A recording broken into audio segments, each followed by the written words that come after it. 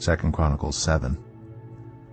When Solomon finished praying, fire came down from heaven and consumed the burnt offering and the sacrifices, and the glory of the Lord filled the temple. The priests could not enter the temple of the Lord because the glory of the Lord filled it.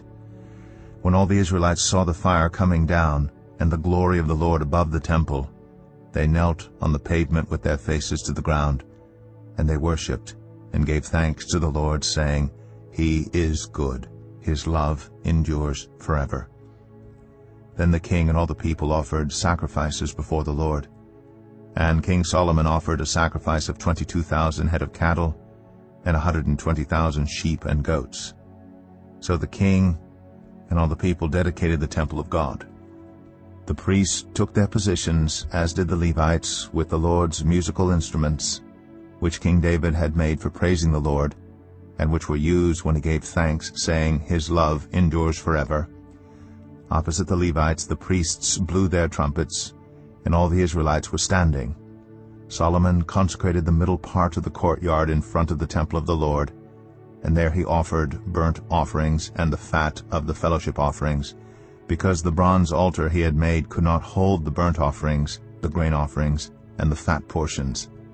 So Solomon observed the festival at that time for 7 days, and all Israel with him, a vast assembly, people from Lebo Hamath to the Wadi of Egypt.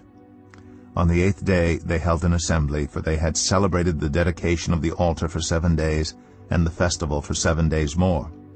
On the 23rd day of the 7th month he sent the people to their homes, joyful and glad in heart for the good things the Lord had done for David and Solomon and for his people Israel.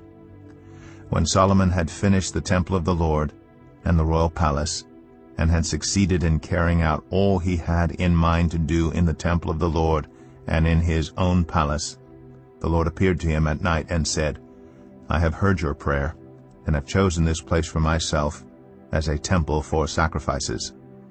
When I shut up the heavens so that there is no rain, or command locusts to devour the land, or send a plague among my people, if my people, who are called by my name, will humble themselves and pray and seek my face and turn from their wicked ways, then I will hear from heaven, and I will forgive their sin and will heal their land.